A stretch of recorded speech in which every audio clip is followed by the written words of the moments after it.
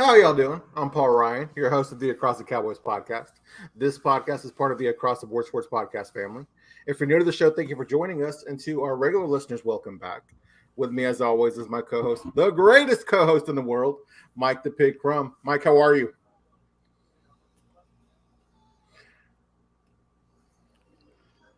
Mike Bob Marley Crum is with us tonight, guys. I need it today. I've been busy. I needed a third party right here to bring the energy for me. A little bit of focus here. So now I'm ready. That'll help. Taking advantage of those California laws, I see, Mike. California, the laws, the weed laws, Disneyland.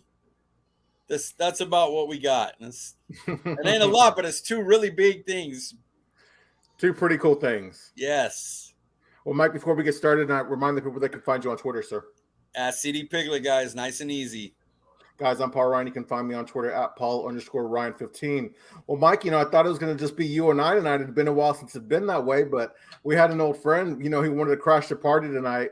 Guys, if you know anything about Cowboys Nation, you're part of that crew. I'm sure you've ran into this guy on some discussions there on Twitter. You've probably seen him on the timeline. Our old friend LP Cruz has joined us tonight. LP, how are you? Good, guys. What's going on? Had to come through and crash the party, I'm saying. Hang out a little bit. Talk some Cowboys. Love it. You're going to stand by the keg and guard it, right? I got you, man. Security. I got you. Make sure everybody has a red cup. Yep. Yep. Well, LP, let the people know they can find you on Twitter, sir. Yeah, you guys can find me on Twitter at SDQ Flight Crew. All right, well, guys, it's been a pretty busy week for the Cowboys to say the least. One move they made was the signing of Anthony Barr. Mike, when you think about that signing, what should we expect from Anthony Barr? I would expect him to maybe play a Micah linebacker role when Micah's shifted to another area. He's very good rushing the passer from the linebacker position. I'd say that's his biggest weapon. And so putting him and Micah on like third downs at the same time, that's going to be rough. He's been injured a lot the last 2 years, so he hasn't played a lot of games. But when he plays, you see the production per game. It's there. So I'm excited to get him in the rotation. LVE's played so well, man. It's curse how he plays at his big nickel linebacker, and then of course Parsons. So and Cox is coming back, and we know he's known as a coverage guy. So this linebacker core is severely underrated. LP, you have anything to add to that? Yeah, I think for the fan base, it might have been like a little bit of a sigh of relief because I think we think that this spot is very thin in linebacker with so much versatility with, like you said, Curse, Micah Parsons. If one of those guys goes down for a period of time, you're locked into something where it's unproven talent playing. So like Mike said, he can jump right in there, be a pretty good blitzer, and his size too. Like he's got a lot of size, and if he's still the guy that used to be, a lot of speed. So it's a bit of a sigh of relief, and it's not with high risk at all. So it's a pretty good move. Stephen Jones specialty, right? Yeah. El Cheapo. And I put that out today. That dude has Hooker. Now, obviously, he's terrible. Overall, as a GM, he's terrible. But I grade his signings, his value signings. I don't see how you don't give him an A or A+. Curse contract is amazing. Hooker's is amazing.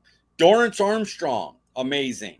This new Anthony Barr one. Michael Gallup, what a great contract he put in.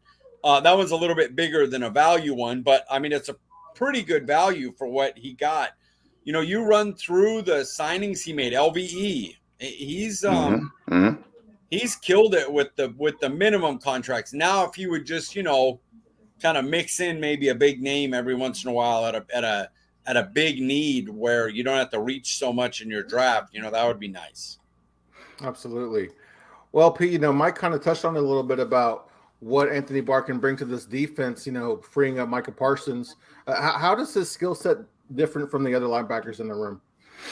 Well, it's the size. It's the size, the speed, and way back to when I think he was coming out as a prospect. And Mike, you can probably tell me on this too, is that there was kind of uncertainty. Was he an edge guy or was he a linebacker?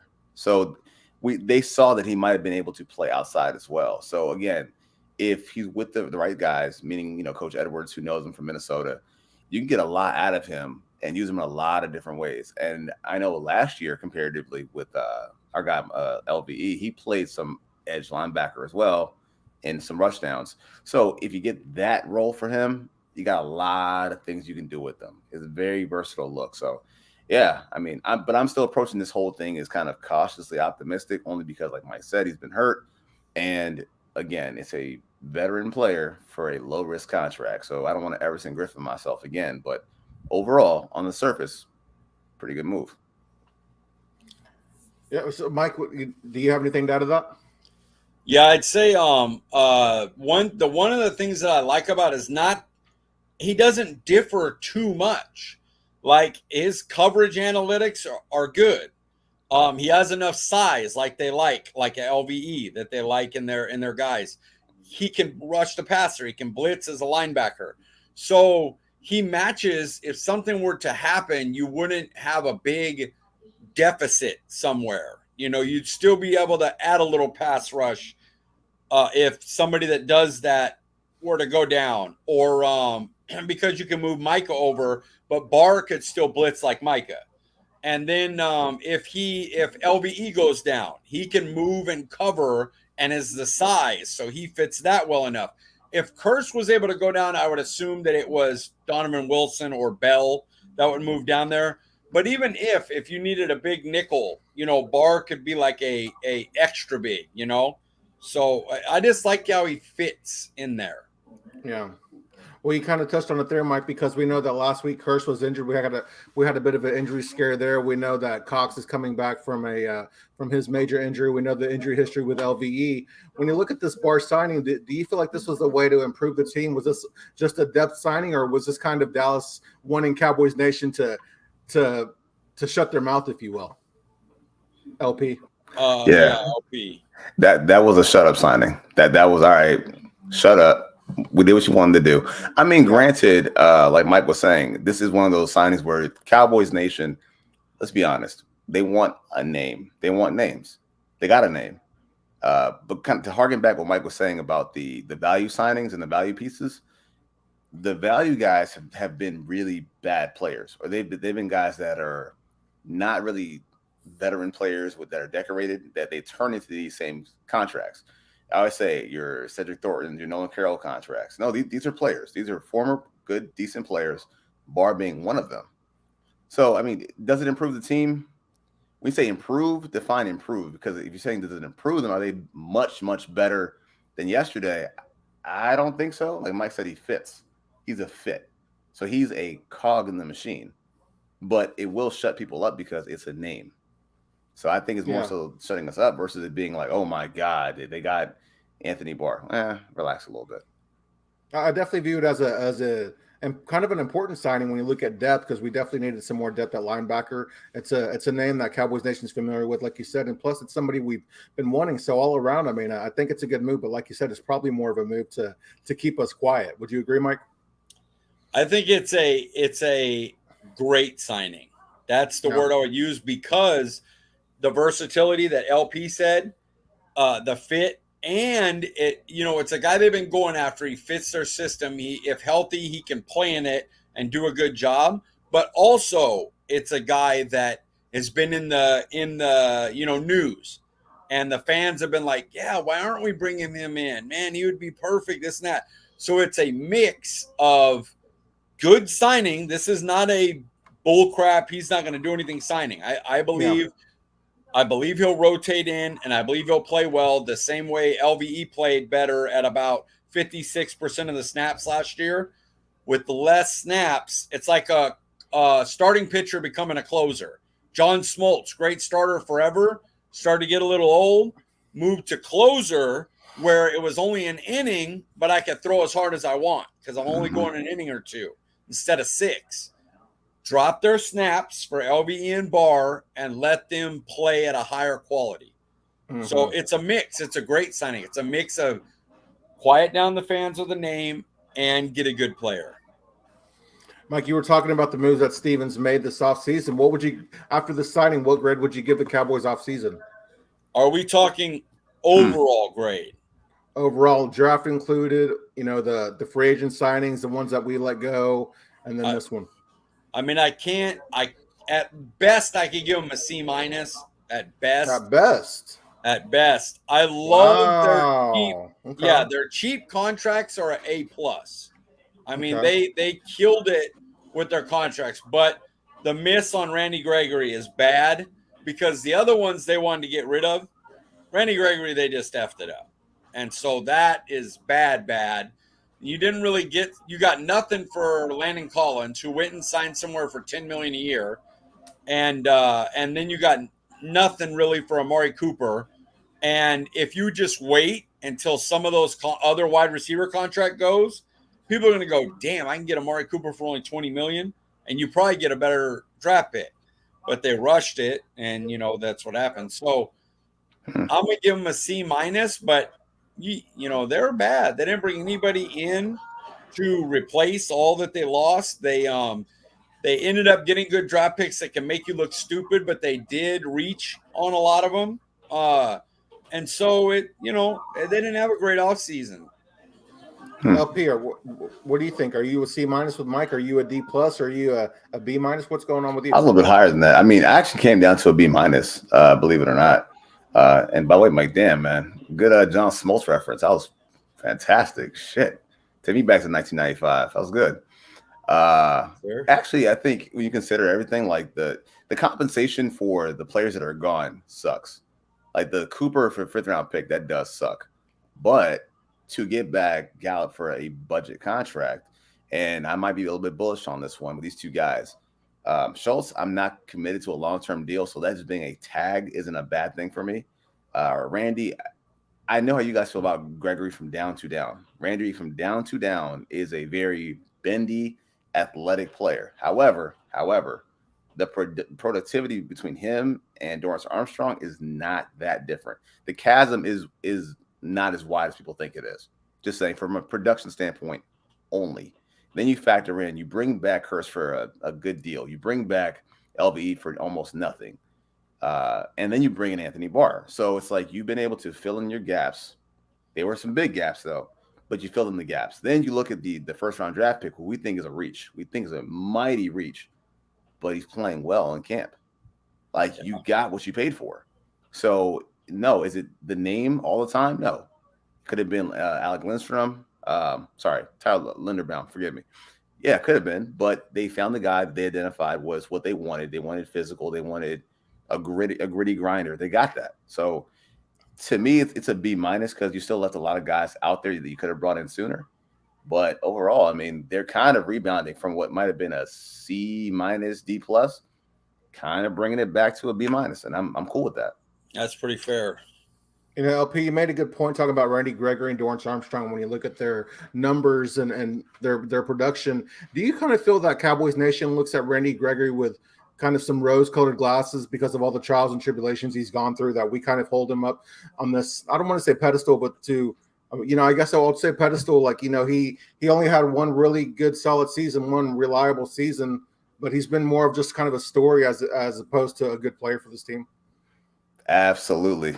And you're saying this to me, like I sat there and made a video about him and the situation. Me personally, doing that. Yeah. I think just from besides the football standpoint, we've grown very attentive to mental health issues that people feel about what's going on, right? Like we've grown to that point. And with Randy, we kind of sympathize with him. One, he's a Cowboy. Two, he's an athletic player. So it's easy to kind of get into his story. Plus, I mean, when you hear him talk, he actually talks from a place of understanding. He's not really aloof. He's not really like a dumb job. He's not a dumb guy at all. He really isn't. He's very self-aware when you talk to him. He's almost, meaning like we don't know him per se, but he seems almost personable in how he talks to the media. You know what I mean? Like he's relatable. Very relatable. That's the word. Super relatable. So we kind of grew to like him a lot. I did. And I always said, like, by all means, like, I didn't want to re-sign him. I really didn't. Based on the age, the availability, and not the off-field stuff, is that he got hurt too. Yeah. I was not going to pay a 30-year-old that kind of money. I wasn't going to pay Von Miller either to that point. Yeah. So, we all kind of, we like the guy, and I wanted him to get paid. I really did. I'm glad that he got paid a lot of money somewhere else, though. So, I mean, I think we just like the guy. We kind of sympathize with him. But to that point, a lot of his decision-making on the field was very questionable. So the rose-colored glasses are there to an extent, but when you watch the game, watch the penalties he's committed at the worst possible times, yeah, the roses turn into black roses really quickly. So there's that too. Those roses had some thorns, didn't they, LP? And they stung like shit. So, and also you think about his style of play that really doesn't match with what we're moving forward with either. Tell me more about that then. I would say he's, like you said, he's bendy. He's kind of faster, where we're looking to be stronger, more physical. And he wasn't really available in the run game, and he definitely wasn't physical. And we saw that in San Francisco. Well, versus San Francisco. In the wrong ways, yeah. When you're tackling old linemen, you're right. That's a good point as far as being stout. Guys like Dorrance Armstrong, for example, guys like Sam Williams. Yeah, that's a good point. Yeah, I wanted Dorrance, even if we brought back Randy Gregory, I wanted him to keep Dorrance Armstrong. Yeah. 24 years old, man. He's, he could be hitting that stride right now this year. Where things are starting to slow down. He's starting to figure things out. Yep. He was a pass rusher in college, not a run stuffer. So, he transitioned to do what they wanted him to do, but now Quinn and them are unleashing him a little. Yeah.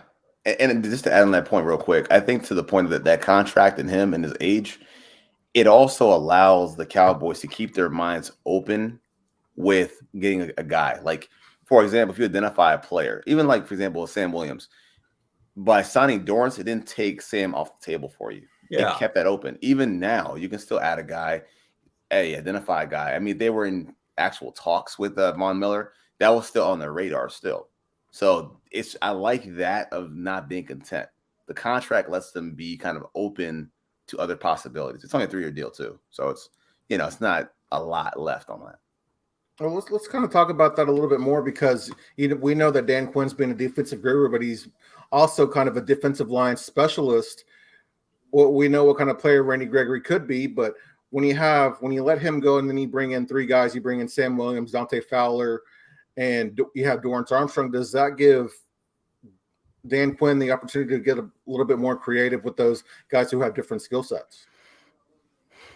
Yeah, 100%, because Sam Williams, they've already played over a guard, and I think that's another role Anthony Barr fits really well, that double barrel up the gut blitz with Micah, and not knowing which one's going to come or both of them going to go, or 1-1. So yeah, that Sam Williams has done a little bit of that. He's been playing really well off the edge. You got to see how he'll hold up against the run his rookie year. I think that's more of why he'll get limited snaps. But yeah, Dan Quinn is that. One of the reasons they did like Gregory, though, is like you guys said, he didn't really fit the other ones. So he's a little different. So Dan Quinn likes to be able to attack many different ways. So, there's a reason they tried to sign him. I don't mind they let him go really at all. I don't like the way they messed it up more, the process of it. But he could go as far as I'm concerned. I wanted Dorrance Armstrong. Either way, I wanted to keep him. We sign Anthony Barr. We bring some depth to the linebacker room, but another position group that's kind of, I guess, limited, if you will, is the wide receiver group. LP, do we still need to sign a wide receiver? Sign who? Because that's the major question here. I think. Let me rephrase that. We still need to add a wide receiver. Again, it goes back to who and who's available, because the names that I keep hearing online is Will Fuller, who I don't think they can trust. Odell Beckham, who's not healthy to play. So who do you bring in? I mean, the guys that would have made sense that could have been multiple to fit, maybe like Emmanuel Sanders, already taken off the street. Maybe Jarvis Landry, taken off the street. The only guy that they talked about who's one-dimensional, can only play one spot, is Cole Beasley. That's the only guy that I've heard. And that shit may have sailed already as well. He didn't leave on good terms. He may try to walk his way back. He burnt man, he burned the bridge down with gasoline. So he burnt down the village. could you get him back? I think you could get him back, but again, he would be what, a fourth guy here? Because at the end of the day, the team wants the draft pick to beat out the veteran. That's always been their plan. The draft pick, the middle round draft pick, the third round pick, Dan Tolbert. I want you to beat out James Washington. I want you to beat out Noah Brown. That's our objective for you. And I think they might. And I think based on what we're seeing from these young guys, Mike has another guy he wants to talk about, I'm sure. It looks like they don't need to see one, but as far as getting us to shut up, you could do it, but what's it really going to do? What does it satiate? So I think they're okay, honestly. Mike? I don't want one right now. Let these kids get snaps. Yeah, What are you going to bring in T.Y. Hilton and have him do what? You don't need to learn offenses. He'll just learn the jargon as it goes behind the scenes. You don't need to bring him in. You need to see Dennis Houston, TJ Vasher, Simi Fehoko, Jalen Tolbert. You want to see all those guys. That's makes no sense to bring one in now. Now, going into the second preseason game, sure, maybe, if somebody doesn't jump out or something, you could bring one in, but I'm not trying to do it quick. Those guys don't want to play at 32 years old. They're not trying to do the training camp BS anyway. Mike, would you have liked signing Julio Jones? Would that have got you excited? No, he never plays. He never plays. He plays like 4 games a year. Tampa thought it was worth the risk. Tampa's Tampa's playing to try to get to the playoffs and have every as good options as possible. No offense, Tom Brady, best ever or whatever, but he's older now and he needs a lot to win. Mm-hmm. He doesn't want to get hit. So you got to load him up where, okay, option, boom, boom, boom, boom, okay, get down. So when they're going into it and they've lost, I think Godwin's going to be hurt. They've lost Gronk. I don't remember if I know Fournette's out of shape right now. And the offensive line's really beat up. So you're talking about Tom Brady legitimately has to take the offense on his shoulders. And that's not at 45 years old. He's not doing that. So halfway through that, I kind of flipped a little bit. So this is what I said when it happened, because I think I was kind of vocal about it with a tweet that I said. When in the case of Julio Jones, it's not that he's injured, because he is. But in Tampa's case, and it's 2 different situations in Tampa versus Dallas and Tampa is 2 different things. That team in Tampa is a lot older, like Mike was saying with Tom Brady. They're much older. They're banged up. Julio, if he can't play all those games, then Julio falls into be just a Band-Aid for a week. Basically, that's all he is. It's in case something were to happen, they're covered, they're protected. But Dallas is in kind of a different situation where Dallas has these guys that are unproven that they must see through. They have to see what's going on with them. Yeah. And it's not like, 2018 where we got nothing. We got a bunch of veterans who are not really good players. Young Michael Gallup. We got nothing here. Alan Hearns. We got an idea of what we have here. We have a CeeDee Lamb here. So we can work with this. And we have a guy, number 20, who might play a bigger role than we expect. So like Mike said, for right now, no. But Tampa and Dallas are in 2 different situations as far as what they need to line their pockets, so to speak, to get through, game here, game there. Every game counts, obviously, in the NFL. But Dallas right now is in 2 different directions as to where they're going and how they're building their roster. Well, no, I guess the reason I brought up Tampa was just because when you look at their receivers on paper, of course, health needs to be a factor there. But Chris Godwin, Mike Evans, and Tyler Johnson, even Jalen Darden, and then they still go out and they get a Julio Jones. I think, like you said, even just as a Band-Aid, even as your wide receiver 4, I feel like Julio with his experience would have been a nice addition, even just for our body. I'm not trying to get Julio. He wasn't one of the ones for me. I wouldn't have wanted him stunning the growth or the progress or seeing what we have with these younger guys either. So I see your point there as well, Mike. Yeah. I'd rather wait a little bit to a later preseason game, if at all.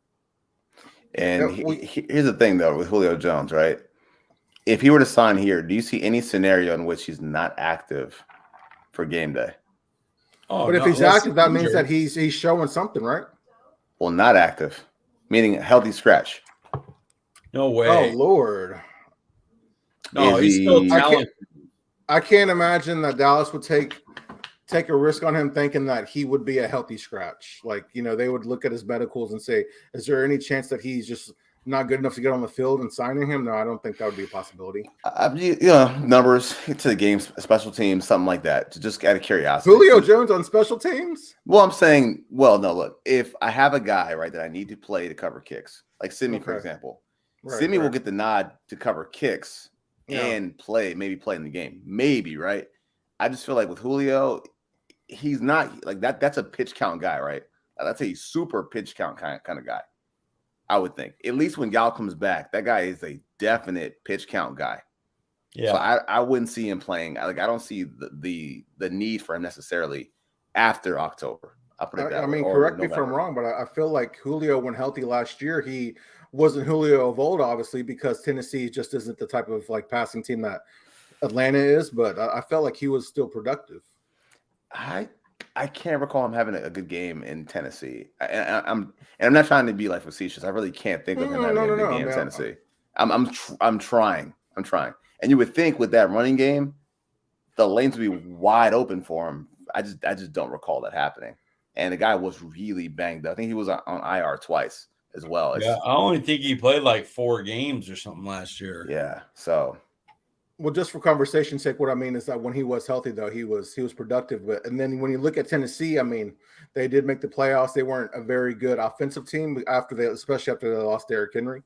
Their defense kind of carried them. But I felt like Tennessee might have Julio might have been better than what we think. But while Mike looks that up, LV, let's get to our next topic here. You kind of touched on it, but it didn't sound like you thought the free agent wide receivers were better than Vasher, Tolbert, Houston, and Brown. But of that group right there, who do you think is the best? Out of those 4 guys, I think right now, head and shoulders is Tolbert. And for me, and I've kind of talked about this, I think I told this to Mike, Tolbert reminds me of, you guys remember this, reminds me of Greg Jennings back, I think, in 2006, where he was going in, playing with a quarterback that was kind of on the way up. I mean, Dak's a little bit older than Rodgers was at the time, but Greg came in as like an older rookie, I think like 23 years old. I like the fact that the guy has a lot of experience. He's kind of a more mature player, kind of knows who he is. I think the reports about him is that he really kind of has it. Like, he's got it. Almost like Gallup. Yeah, but kind of like Gallup too. Like Gallup, like when he came in, he kind of understood it. Like he got it. His releases, how he gets open, a lot of that reminiscent of Gallup or of Greg Jennings. And I feel like this guy seems to kind of get it with speed, hands. I mean, adequate speed, hands, route running, just an understanding of the game already. I feel like he's a good option right now. And then, Michael told me all about Houston, but I think Brown's kind of maxed out. Like he's an okay guy. Vasher's got something like you can see in the tank as well. But I think the guy at the top of the list has got to be Tolbert. Got to be. Mike, before you break down Dennis Houston, of that group, who do you think has the most intrigue for you? Whose skill set do you think would be the biggest benefit to this wide receiver group? Well, I mean, if you could make them any of them into like an awesome receiver, I think Fehoko would be the one with his size and speed and wingspan and everything. Yeah. So if you could take a frame and make him a great receiver, he would be the one. I got Julio's stats here. He had 31 catches, 434 yards, and a touchdown last year. So we got 11 yards catch for a quarter of a season. Let me see his games. That was 4 games, you said? Yeah, 4 games. It was he actually started 10 games. How many targets did he have? How many targets did he have, though? 48 targets in 10 games, so under 5 targets a game. Paul got a point. I mean, he's underutilized. But I mean, I can make that argument for a lot of guys. Like, I mean, good players. Like, for example, right? If let's say we target Tolbert Let's say Tolbert's target, at least early on in the season. Let's say we target Tolbert, let's say 80 times, right? From week 1 to like week 10. I mean, the guy's going to probably have, 60 catches, 700 yards playing with Dak? You can get that with somebody else. To your point, LP, I would have been happy, let's just say, if James Washington put up those stats until Gallup got back and then he moved to like our wide receiver 4. Yeah. I would have been happy with those numbers. Yeah. And I think at this point in his career, James probably has more deep speed than Julio does, or is kind of a bigger downfield threat now than Julio is. I think that's what they're going to be missing, though, is that guy, because Gallup's not there either. So you're going to miss the guy going deep down the field. Mm-hmm. That's going to be kind of a hole. Now, whoever emerges in that spot, but it could be Simi. I like Simi. It'd be nice to be Simi. That would be. I wish. He's out here burning digs, down. Right? That's Eagles Twitter talking right there. Yeah, so just punch me. I'm like, dude's an all-pro. He'll be all right. I don't have it anymore, man. The days of arguing with Eagles fans, man, I think I might have retired the jersey on that one. I might have hung on with the Twitter fingers on that one. But, I mean, even in the case of Simi, I like Simi because, one, he's big. He's got speed, but he played a lot in the slot last year during the preseason, didn't he? Saw a lot of Simi in the slot. That's a big slot guy. So he can get, the guy can get on the field in a lot of different ways if he takes the job by like the reins. Like he's got to take it, like really take it, because these guys aren't playing, man. Vasher's flashing. So please, Mike, tell me more about this Houston guy, because I'm interested to learn more. From Western University, Illinois, or Western Illinois University. Small school, obviously, but he has what Dallas likes, the prototypical 6'1.5", 205, runs, high 4.4s, low 4.5s.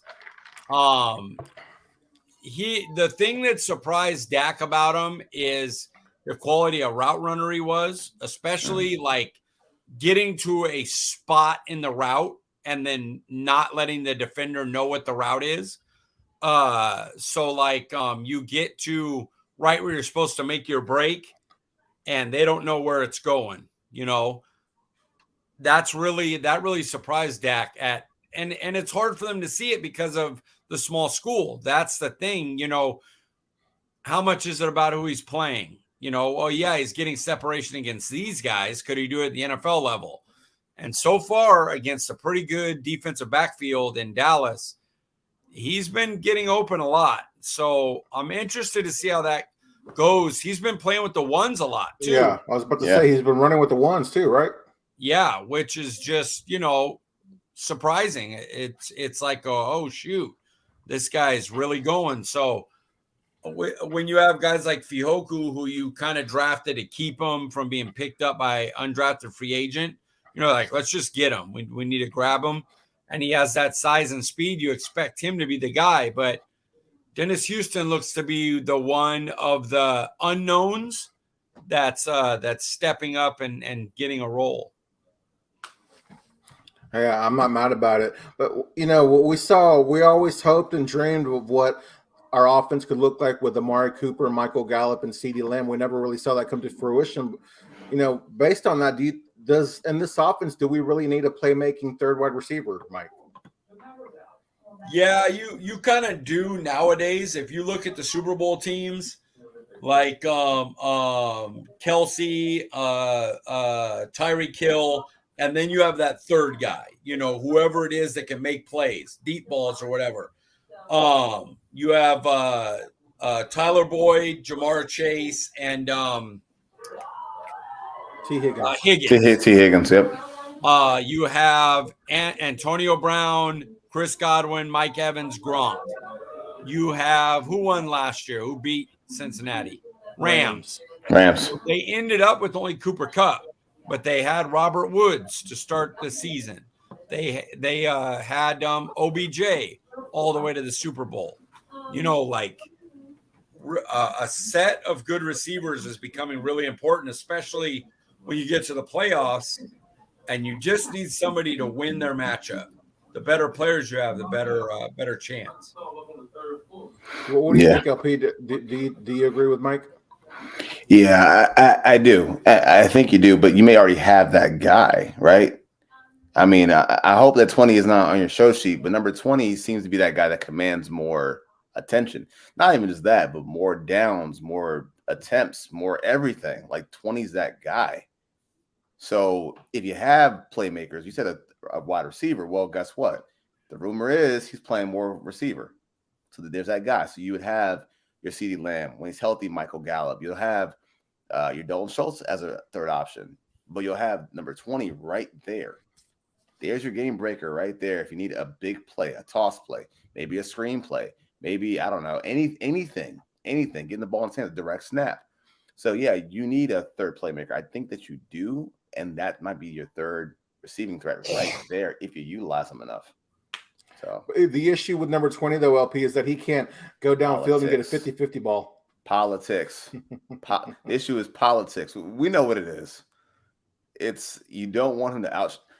All right, I'm gonna sound crazy as just no analogy needed, just crazy.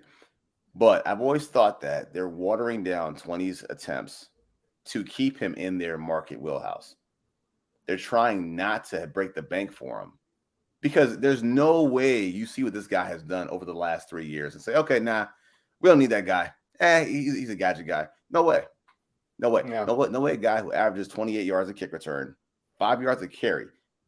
5 yards a carry for his career. You don't need that guy. No way. That's Jamal Charles like averages. But you're telling me that he's not a piece that needs to get the ball more? For what purpose here? It's politics. It's politics. And I have nothing against the running back that got paid. They play to get paid. I get it. But if you need a guy in a pinch, then come on, guys, get him the ball.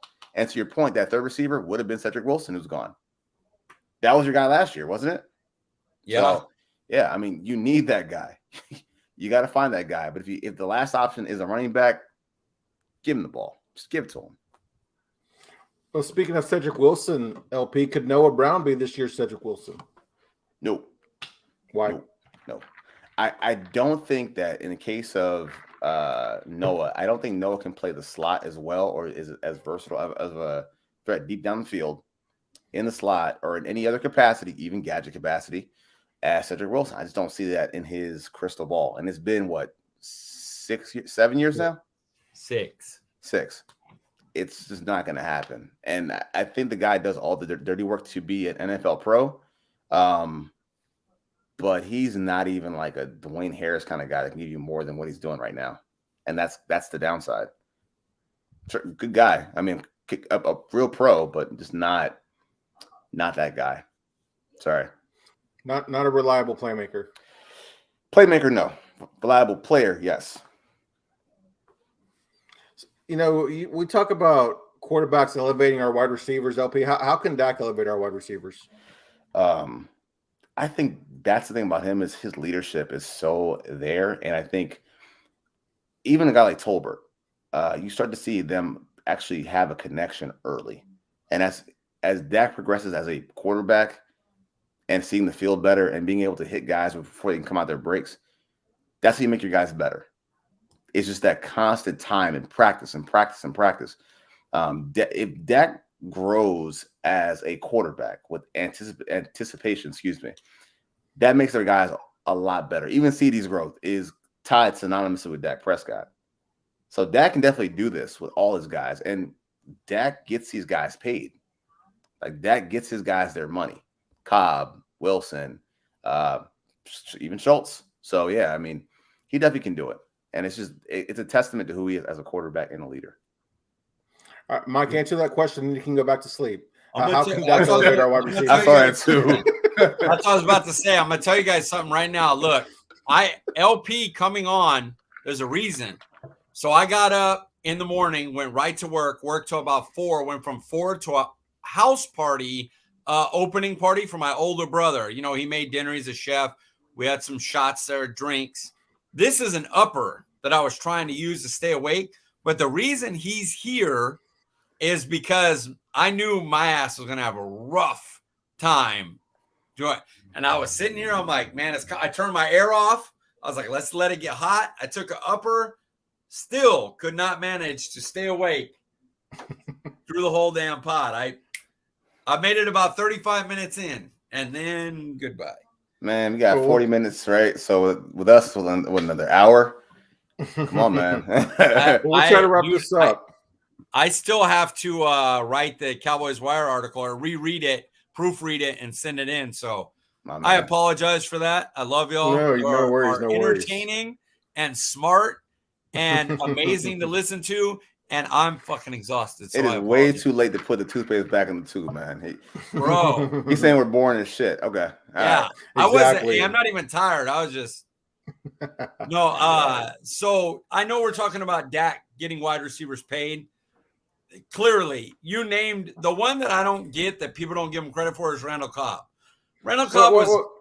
Can I say something? Randall Cobb he was already an established wide receiver, and he's had a lot of productive years with Aaron Rodgers, man. So he didn't elevate his career. He was dead with Aaron Rodgers as his quarterback. He was dead. Couldn't make no money. Nobody thought he was worth the crap. Didn't do it. Look at the last year before he went to Dallas. Look at his stuff. He was circling the drain, man. He was about to get flushed. Yes. About to get flushed. And then Dak grabbed him out of the toilet. It's spinning. 1 year, $4 million is what he got that year.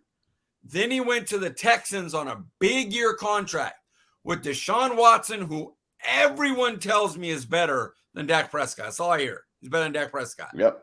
Yeah. Look how he did. How did he do with the better quarterback?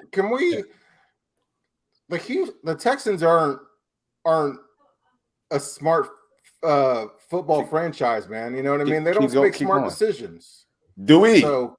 Do we though? Do we? I mean, we hit a couple bargains. We get bargain deals, don't we? Those are smart decisions, aren't they? We didn't pay Randall Cobb 3 years, $27 million deal. See, overall, we're not much better than Houston, though. If you take Tony Romo and Dak Prescott away and switch it with Davis Mills, we're pretty much 5-11. Davis Mills, David Carr. Davis Mills might be a franchise quarterback. Don't ever say that. No, sorry. I don't buy that. I don't buy it. I'm sorry. If he becomes one, then they might be like Dallas, where they make the playoffs a few times, lose in the first round. They might be like a Dallas. So Dallas is.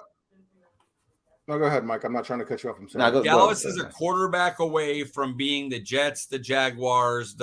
They just happen to hit on undrafted Tony Romo and 4th round Dak Prescott. Otherwise, what have they shown that they can do since Jimmy left them and they won with Jimmy's team in 95? I mean, when you think about the state of the Texans last year, for Davis Mills to win 5 games, that team to win 5 games, I mean, that's quite the achievement, in my personal opinion. LP, what do you think?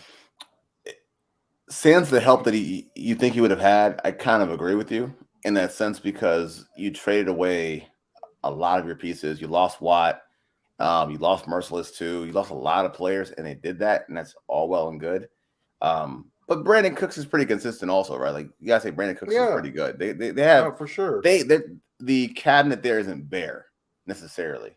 Who was their running back last year though? They had 3. They had Phillip, they had Davis, and Ingram. Had 3. Are those worthy of being? They had 3 because they don't have one good one, right? That's pretty fair. You said it. I mean, you said it. And they also had Rex Burkhead too, who's starting games. 4. Rex Burkhead still plays? Yeah. Yes, 4. he's still on the team. I'm gonna go back to sleep. Yeah.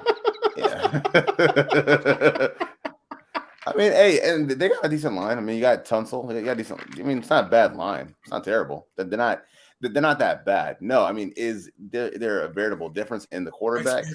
Yeah. I mean, the thing about Dak is Dak will never get enough credit for what he does as a person off the field. Like you talked about Gregory, right? And everyone's just like universally liking Randy Gregory. Like the fan base united with Randy Gregory for the most part. But not Dak. That's what doesn't make any sense, because the guy does everything you want out of a quarterback. And it's the comparison. And I'm going to stop doing this. It's 2022. I'm going to stop doing this Romo Dak comparison. Oh Lord, please. But you can never compare the two guys in leadership. no matter how hard you try. It's not even close. Like the guy former took a lot of advantage of his celebrity. A lot of it before he understood. Like he took advantage of the situation before he understood what was going on. Like he didn't know what his power really was. Like he didn't know how to gauge his own strength. Not really his fault. I mean, he was kind of out of nowhere. He was 27. Just it happened. But this guy got it from day one. And they're totally different. The guy he's really honest about who he is. He knows who he is. So I never got that. And even still, comparing him to Watson, who that's another story. With Houston, there was no comparison. But to your point, that's how you elevate the receivers, and further on besides that, the roster. Because the moves that were made to get these guys out of here were for his benefit, to make him the unquestioned alpha of that team and locker room. Right. That's why it was done. Agreed. So, you're looking at this team, guys. LP, is Dallas better than we think? Is this team better than we think? You got to kind of convince me, what do we think? Because well, let me ask you this: how many games do you think they're going to win, and do you have them as a playoff team? I do think they're a playoff team. I think their range to me is anywhere between, and it's not that wide of a range. I think it's between, maybe because the early part of the season, without the receiver, I think it's somewhere between 9-8 to at highest 11-6. Which isn't much. It's not much at all. But I think that's their range, because we have to figure out, one, can they withstand without having their receiver? Two, is the defense going to actually hold up with what they have and with who may not be playing as good? Because there's something to be said about having to count on Anthony Brown again as your primary number 2 corner. Like, that's a big thing to ask for twice. Not that he's a bad player, but it's a lot of pressure for a guy that has not played. Like, we have to admit, Anthony Brown played way above his head last year, and he deserves his credit, but I don't expect it to happen twice. So there's that part of it. And then, again, it's the offensive line, and number 78 has got me a little concerned right there. Something about, and I'm not an O-line guy, Mike, you probably know a lot more about this than I do, but his feet, his hands, something looks off there where he's getting caught off guard a lot. And I have a concern about number 78 in the swing tackle, seeing what happened to Tyron Smith. So I'm a little concerned in that area. Now, is the team better than we think? I think they're good enough to win their division. I don't know if they're good enough to be a legitimate force in the playoffs yet. That's where I'm at right now. I'm going to my article right now because I have stuff on Anthony Brown that'll like, oh shit, Well, I was going to ask LP while you looked that up. LP, did Anthony Brown play above his head last year, or did he finally have a healthy offseason and a healthy year? He's been hurt. I mean, if he's been hurt in the past, I've never really noticed it, because and forgive my ignorance, but he's always felt like an afterthought. So when he was pressed into the starting gig, like really locked into it, he had, and to be fair, he may have had maybe 2 bad games. And the second bad game against Oakland or Las Vegas officials, but he was also put in a bad spot by Dan Quinn, because that coverage was horrendous for that situation. It's a bad call by the DC. You ready to hear here's some of the stats from this last one, okay? Good. So he started every game for the first time in his career that they played, 16 of 16. The 17th one, I think they sat one or something like that. He had the most interceptions and tackles in his career. He had the lowest opponent completion percentage, 53.3%.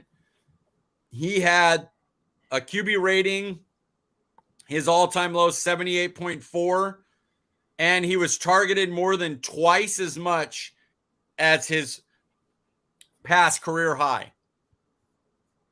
So what does that tell you, LP? He killed it last year, but was it a one-year wonder is the question. That's the question. Is that his floor or his ceiling? Because history would tell me that's his ceiling. That's his apex, not his floor. No, I agree. That's your hope is that that's the floor under his ceiling. maybe he can take it up one more notch, a few more interceptions, a few more big plays next season. But if we were all to bet, we'd bet that that's probably a floor higher than what he really is, and then we expect him to drop down a little bit. If you gave us all truth serum, if you woke me up from my nap and asked me, I'd be like, he's gonna mess it up. It's year look 7 for too, that right? article, by the way, to come out if I can finish it tonight before I go to bed. The plug. They'll edit it and have it out tomorrow, so you can find all that great Anthony Brown content. The plug. I mean, but that's my thing though. Is it going into year 7? He's a 7-year vet. And that's the thing. If he's not that guy again, or let's say if any guy at the DB spot, the corner spot, has a regression. If any guy has a regression, it's going to be a major thing. You talk about KJ, you talk about Brown, even Diggs. I mean, Diggs set the bar so high for everybody that it's only natural for him to regress some. It's natural. So you have that. And then we have Lewis as well. And we lost Mike. Shit. So you also have Jordan Lewis too, who I'm not too high on either. So, yeah, man. I mean, there's it's a strong possibility that they fall back some. A strong possibility. Plus, didn't mention the leadership issues. I mean, is McCarthy in a hot point season? Is he up against the wall? Will he tamper? Will he, sit back and do nothing? So it's a lot of variables, man. A lot of variables. If you could choose one player from the defense to regress, who would it be?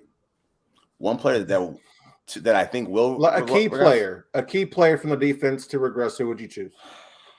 The most likely candidate, you mean? The most likely to fall like, back. If you had to choose somebody to be worse. Oh, and it'd be okay. Like if he falls back, it's okay. Damn, I really hate to see that. Oddly enough, if Curse fell back some, it wouldn't hurt them as much, only because they're trying to add to safety. And the role that he plays as a down in the box linebacker, I feel like they could kind of help out, like Mike said, with Barr. So if Curse fell off a little bit, I think Barr could kind of fill in the void somewhat. That's what I think is like the safest bet to fall off. Okay, we get why. Okay, we can withstand this. Mike, if you could choose one key player from the offense to regress, who would you choose? And we'd be okay.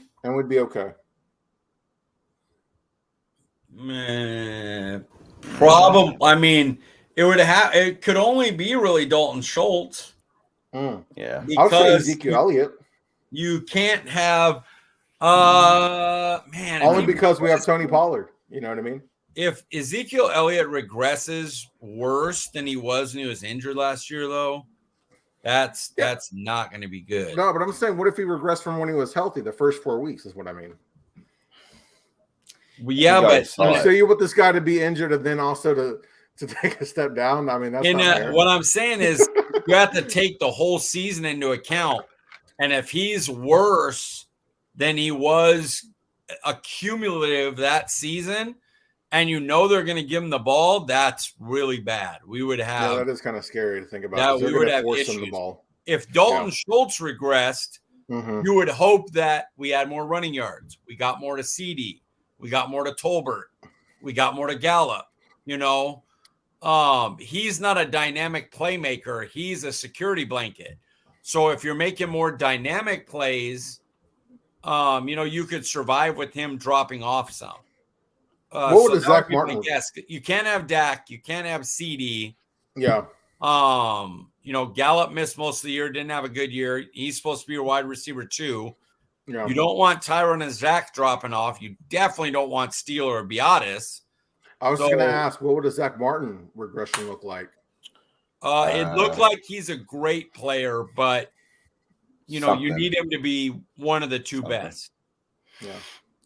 I think Biotis is that guy, though. If Biotis fell back some, I think that's one where you can still – there's enough help around him.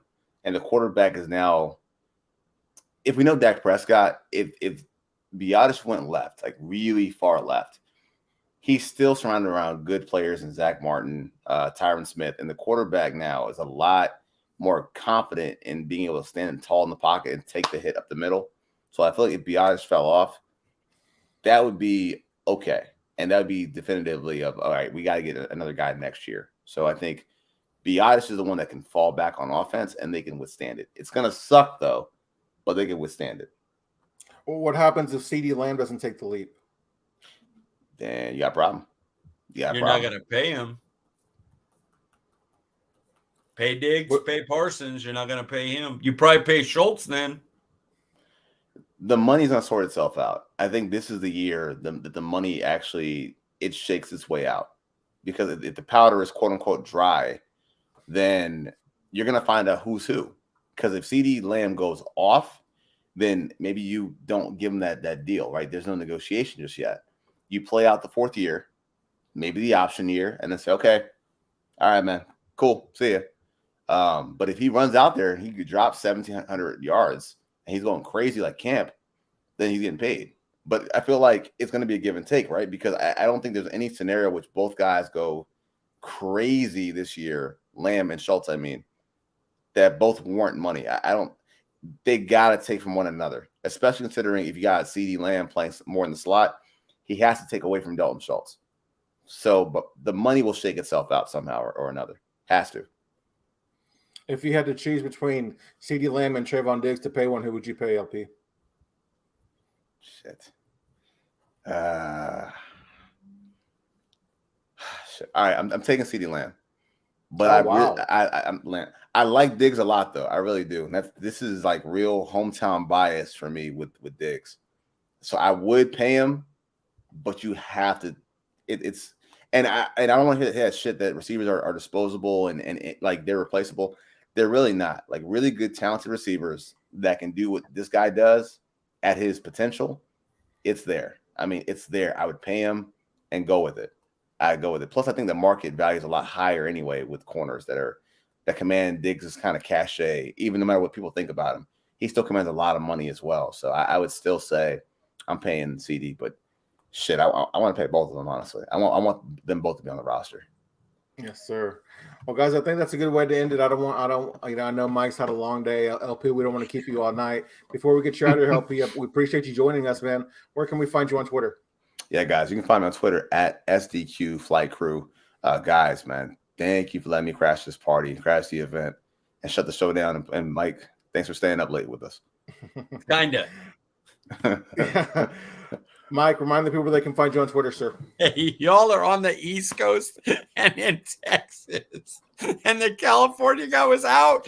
No, it's 9:12 here. I was out like at 8:40, bro. Get it together, man. Get it together. Hey, LP, thank you, because when you said, I was like, I need it, man. I need it. Yeah, so Twitter at Sleepy Time USA. Hey, not only that, but I meant to click out of my article and completely clicked off the show too. So I had a nice double at CD Piglet. Don't look for anything tonight. It clearly ain't nothing gonna be happening. Yeah, well, Mike, we appreciate you finishing the show strong, guys. I'm Paul Ryan. You can find me on Twitter at Paul_Ryan15. We appreciate you joining us, and we'll see you guys next week.